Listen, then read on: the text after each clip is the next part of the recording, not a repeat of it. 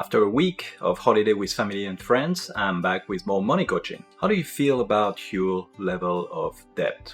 Feeling stressed about it? Feeling constrained? Feelings that you cannot live life to the fullest? Feelings that your relationships are suffering from it? As we're potentially moving towards a recession, there's no better time to actually build a solid financial situation for yourself, and the first item to look at is your level of debt. In this coaching video, we will explore why you would want to be debt-free, what is good versus bad debt, what are potential debt reduction strategies, and how you establish cost control over your debt. And remember, this is a coaching session and we aim at action, so stay tuned for some tips to start on reducing your debt level today. My name is Greg Jalbert. I'm a life and personal finance coach. My life purpose is to help and inspire people to live with personal agency. I share what I know about coaching and personal finance on a cup of coffee to help you live a life for personal agency and build your wealth. Why aiming to be debt-free? Debt is something that you owe someone and that is due. It puts mental pressure on you in two ways. The first one is that you actually owe something to someone, which means that your personal independence is hindered. The second aspect is a time pressure because it comes due regularly. Those two types of mental pressure are actually creating constant stress, which is not fun to live with. So peace of mind is the first essential reason why you would want to reduce your debt. Another reason is that being debt-free is the first moment in your life that you actually start using money for what matters to you. You start looking forward instead of backwards. Without debt, you can start to make your money work towards your life purpose, your life goals. For that, you need to know your life purpose and goals. So if you're interested in knowing more about this, check this video here and here. It will help you to actually build life purpose and goals so you can make your money work towards that. Coaching time. So pause the video now and have some reflection and thoughts about the following questions. Why do I want to reduce my debt? A follow-up question is, what pain can you imagine for yourself if life continues as it is? On the brighter side, what will life look like when you get rid of all your debt? Let's talk about good debt versus bad debt now.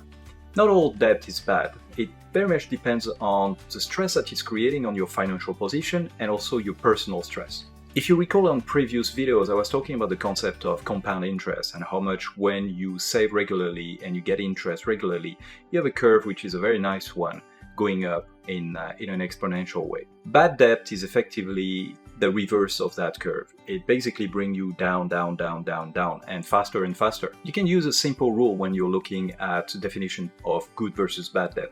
And it's simply to say, well, if I have this debt and if I would place it with money as an investment, would I be able to make more investment returns than I'm actually paying in interest rate to my bank? That number might be 5%, 4%, 6%, 3%. It very much depends on what you're comfortable with. And for that number, everything which is above that as an interest rate on your debt is something that you should really focus on getting rid of. For me, I know that I can easily get investment returns of about 4% per year, which means that anything which is above that I should get rid of as debt. And anything below that 4% is actually okay as debt, particularly if it's helping towards something which is important as part of my life goals, like owning a home, for instance, or renovating a home, investing in a company. Those are things which are actually creating assets, creating value.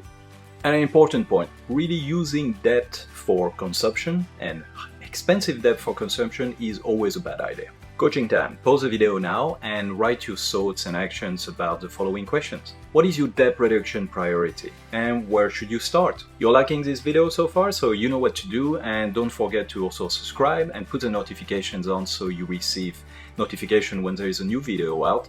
Also, don't forget to check out in the description.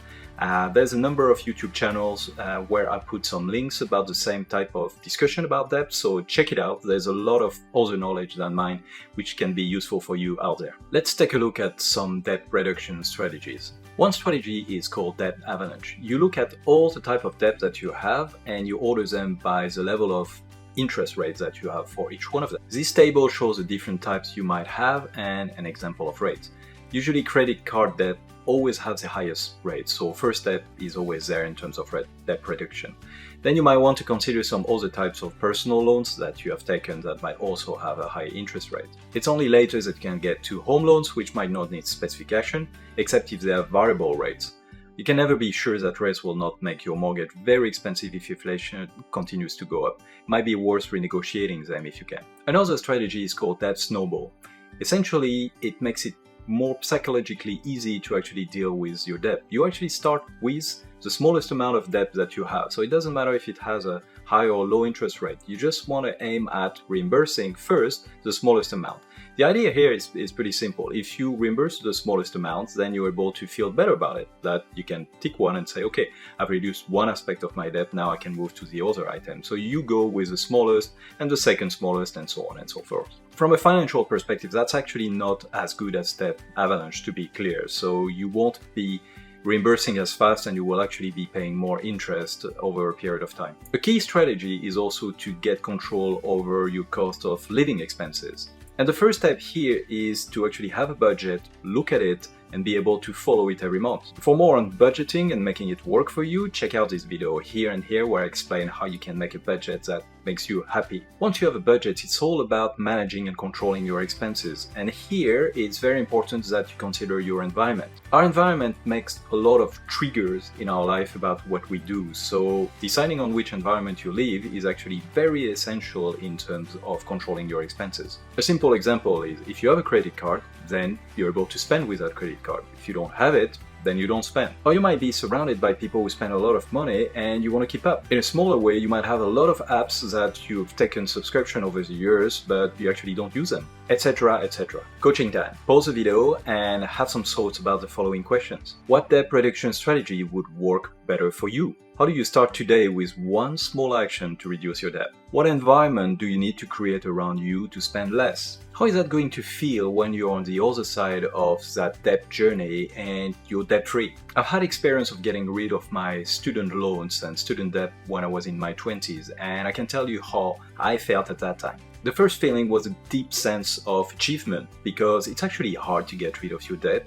And when you do it, you actually prove to yourself that, yes, I did it, I made it. Which leads to something which is wonderful, which is more self-confidence in yourself and actually helps in anything else that you undertake that after. It also brought a lot of clarity in my life because to get there, I had to say no to a lot of things that did not matter. And I had to say yes to what really truly mattered in my life. Effectively, it cleared up my life. It brought the positive in my life and it removed the negative from my life. And importantly, that became a habit of saying no to what does not matter and saying yes to what really matters. I was also able to enjoy better relationships because my relationship was then not based on paying gifts to each other or spending more money than the other person. It was based on just spending the money with the people that I really were spending good time with. I was also able to develop some really important money habits during that time, like budgeting, keeping control of my expenses and starting to save, which have stayed for the rest of my life with me.